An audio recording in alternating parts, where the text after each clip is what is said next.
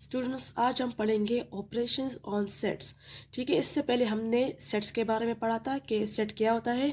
Set की definition हमने पढ़ी थी कि set is a collection of well defined and distinct objects. ठीक है, एक वेल डिफाइंड और डिस्टिंक्ट ऑब्जेक्ट्स को जब हम कलेक्ट करते हैं तो वो हमारे पास एक सेट कहलाता है।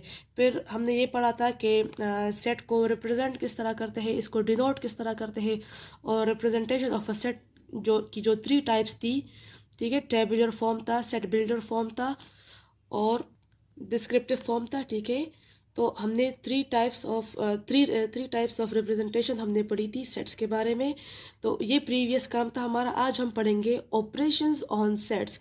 ठीक है स्टूडेंट्स, इससे पहले आपने जो बेसिक ऑपरेशंस पढ़ी है मैथमेटिक्स में, वो कहलाती है बेसिक ऑपरेशंस। बेसिक ऑपरेशन में क्या होता है? प्लस होता है, माइनस, डिवाइड एंड मल्टीप्लाई। तो इनको कहते हैं बेसिक ऑपरेशंस। यानी आप नंबर्स के ऊपर अगर बेसिक ऑपरेशन अप्लाई करते हैं, इसका मतलब है कि आप या तो उन नंबर्स को प्लस करेंगे या माइनस करेंगे या डिवाइड करेंगे या मल्टीप्लाई करेंगे। तो ये कहलाते हैं बेसिक ऑपरेशंस। यहाँ जो हम ऑपरेशंस और ख़ासकर वो ऑपरेशंस हम सेट्स के ऊपर पढ़ रहे हैं, तो इट मीन्स कि ये स्पेशल ऑपरेशंस है। ठीक है, स्पेशल ऑपरेशंस ऑन सेट्स है। कौन कौन से ऑपरेशन होंगे ये? फर्स्ट होगा यूनियन, सेकंड होगा इंटरसेक्शन, ठीक है, और थर्ड क्या होगा? डिफरेंस। और ये तमाम जो हमारे पास ऑपरेशंस है ये हम अप्लाई करेंगे सेट्स पर। और सेट्स क्या होंगे? यानी सेट्स का मतलब है कि मोर देन वन सेट। तो यूनियन ऑफ सेट्स, ठीक है, मोर देन वन, यानी हम 2 और 3 सेट्स के बीच में भी हम यूनियन फाइंड कर सकते हैं। इसी तरह इंटरसेक्शन भी हम सेट्स की फाइंड करेंगे और डिफरेंस हम फाइंड करेंगे ऑफ 2 सेट्स। ठीक है, हम 2 सेट्स के बीच में डिफरेंस को फाइंड कर सकते हैं। तो सबसे पहले पढ़ते हैं यूनियन ऑफ अ सेट। ठीक है, यहाँ पर हम पढ़ते हैं कि यूनियन ऑफ अ सेट क्या होता है। अच्छा, तो यूनियन कहते हैं जब हमारे पास सेट्स हो। सेट्स मीन्स कि हमारे पास एक से ज़्यादा सेट हो। ठीक है, तो अगर हमारे पास 2 सेट्स है, फॉर एग्ज़ाम्पल एक सेट हमारे पास ए है और दूसरा सेट हमारे पास बी है। अब इन दोनों सेट्स के अंदर लाजमी बात है, जब सेट हमारे पास होता है, सेट के अंदर लाजमी कुछ ना कुछ होता है, उसके अंदर एलिमेंट्स होते हैं उसी सेट के। तो इस सेट के तमाम एलिमेंट्स और इस दूसरे सेट के तमाम एलिमेंट्स को जब हम मिलाते हैं तो उसको कहते हैं यूनियन ऑफ सेट्स। यानी इन दोनों सेट्स के जो एलिमेंट्स होते हैं उन सब एलिमेंट्स को जब हम इकट्ठा लिख लेते हैं वो कहलाता है उन दोनों सेट्स का यूनियन। अच्छा, और यूनियन को हम डिनोट किस तरह करते हैं? इसका सिंबल क्या होता है? इसका सिंबल होता है एक बड़े से यू की तरह। ठीक है, एग्जैक्टली यू नहीं होता लेकिन एक बड़े से यू की तरह होता है। इसको हम कहते हैं सिंबल ऑफ यूनियन। ठीक है, ये सिंबल हमारे पास यूनियन का सिंबल है। अब हम एक एग्जांपल करते हैं इस पर और समझते हैं कि एग्जांपल से हमारे पास यूनियन किस तरह फाइंड होता है। और एक और बात, जब आप ऑपरेशंस अप्लाई करेंगे सेट्स पर, यानी यूनियन, इंटरसेक्शन और डिफरेंस, तो आपके पास जो सेट होगा वो टेबुलर फॉर्म में होना चाहिए। ठीक है, ये सेट्स आपके पास हमेशा टेबुलर फॉर्म में होने चाहिए। टेबुलर फॉर्म आपको याद है हम किस तरह टेबुलर फॉर्म लिखते थे? यानी D is equal to bracket में 0 1 2 3 4, इस तरह की फॉर्म में जब हमारे पास सेट्स होते हैं उसको हम कहते हैं टेबुलर फॉर्म। इस तरह M is equal to Monday,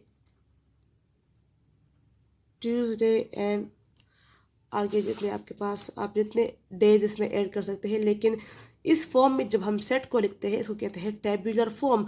और यहाँ पर जो हम ऑपरेशंस अप्लाई करेंगे ऑन सेट्स तो वो सेट्स हमारे पास होंगे टेबुलर फॉर्म में। ठीक है, ये आपने याद रखना है। तो एग्जाम्पल शुरू करते हैं। सपोज हमारे पास एक एग्जाम्पल है, हमने फाइंड करना है ए यूनियन बी। ठीक है, हमने ए यूनियन बी फाइंड करना है, जबकि ए सेट हमारे पास गिवन है। ए सेट हमारे पास फॉर एग्जाम्पल है 1 2 4 और 5, और एंड बी आपके पास क्या है, बी आपके पास है 2 3 4 6। ठीक है, इसको मैं ज़रा अलग कर लेती हूँ। तो दो सेट्स आपके पास गिवन है, आपने फाइंड करना है ए यूनियन बी। ठीक है, ये आपका एग्जाम्पल है। तो किस तरह फाइंड करेंगे? सबसे पहले जब आपने ए और बी का यूनियन फाइंड करना है तो आपने ए और बी को इस तरह लिखना है, यानी ए यूनियन बी। ठीक है, और फिर इक्वल टू का निशान लगाना है, और फिर सेट ए को लिखना है जो है 1 2 4 5, फिर बीच में यूनियन। ठीक है, फिर कौन सा सेट है? बी सेट है, तो आपने बी सेट लिखना है 2 3 4 6। अच्छा, दोनों सेट्स आपने लिख लिए और बीच में यूनियन का निशान भी लगा दिया। अब नेक्स्ट स्टेप में आप इसका यूनियन किस तरह फाइंड करेगी? मैंने आपसे कहा था कि यूनियन क्या होता है, दोनों सेट्स के अंदर जितने एलिमेंट्स होते हैं उन तमाम एलिमेंट्स को हम एक साथ लिख लेते हैं, लेकिन सीक्वेंस में। ठीक है, सीक्वेंस इसमें लाजमी है। तो इन दोनों सेट्स के एलिमेंट्स को जब हम सीक्वेंस में लिखेंगे, और अगर इसमें कोई नंबर यानी 2 मरतबा हो, यानी यहाँ पर 2 है तो यहाँ पर भी 2 है, इसी तरह यहाँ पर 4 है तो यहाँ पर भी 4 है, तो सेट की डेफिनीशन में ये बात शामिल है कि आपने जब आपने सेट बनाना हो तो आपने डिस्टिंक्ट ऑब्जेक्ट्स लेने हैं, यानी आपने रिपीटिशन बिल्कुल नहीं करनी। अगर आपको याद हो इसकी डेफिनीशन, तो यहाँ पर भी अगर एक नंबर हमारे पास 2 या उससे ज़्यादा टाइम्स आता है तो हमने सिर्फ एक ही बार उसको लिखना है। ठीक है, यहाँ पर सबसे छोटा नंबर है 1, हम 1 लिख लेंगे। फिर 2 2 मरतबा है तो हम एक ही मरतबा लिख लेते हैं। फिर 3 यहाँ से ले लेंगे। फिर 4 2 मरतबा है, 5 और 6, बस 6 से आगे इसमें कोई दूसरा नंबर नहीं है, तो इस सेट को हम क्लोज कर लेते हैं।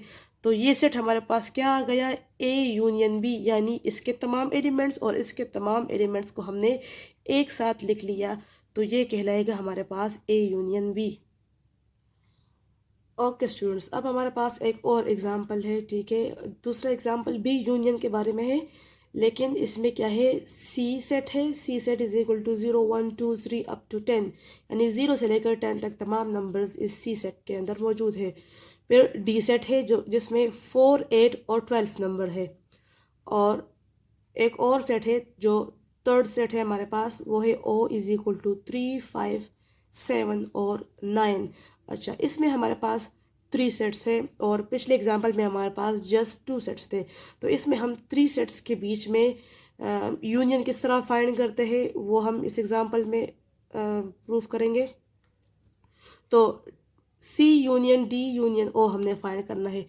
इसके लिए सबसे पहले आपने क्या करना है? आपने तीनों को एक साथ नहीं करना। ठीक है, आपने क्या करना है? पहले 2 को ले ले, यानी सी यूनियन डी को आपने लेना है। ठीक है, आपने सी और डी का यूनियन फाइंड करना है, फिर उससे जो आंसर आएगा उसके साथ आपने ओ का यूनियन लेना है।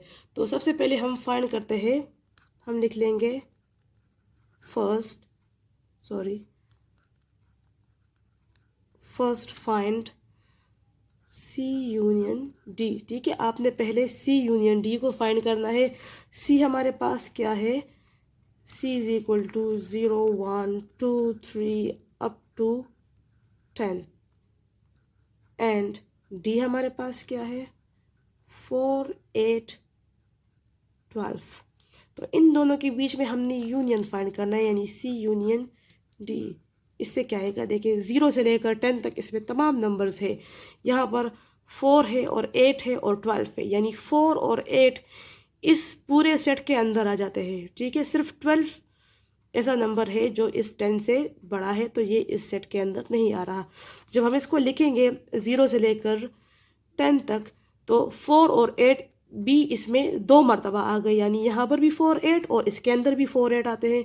तो हम लिख लेंगे 0 1 2 3 यहाँ से, फिर 4 यहाँ इन दोनों में है तो 4 को एक बार लिख लेते हैं, फिर अब टू 8 भी 2 मरतबा था तो हमने एक मरतबा अपने इसमें मेंशन कर लिया, या डॉटेड लाइन लगा ले, और 10 तक आप लिख ले, ठीक है।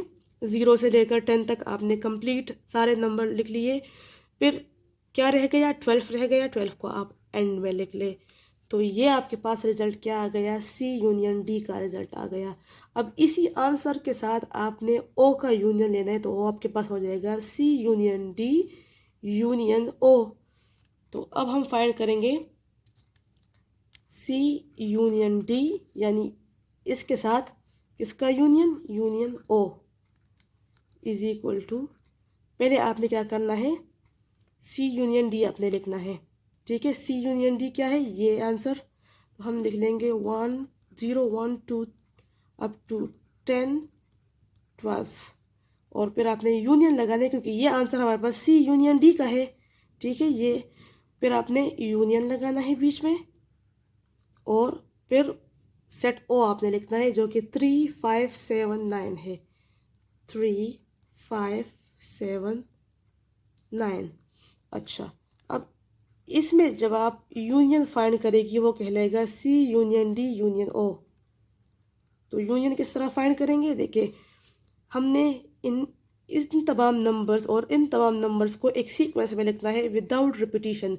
तो 0 से लेकर 10 और फिर 12 ये नंबर तमाम यहाँ पर मौजूद है, यानी ये एक बड़ा सेट है, और यहाँ पर क्या है, 3 है 5 7 और 9, तो 3 5 7 9 इस बड़े सेट में मौजूद है, यानी इसको हम अलग से नहीं बल्कि एक ही बार लिखेंगे। तो हम लिखेंगे 0 1 2 3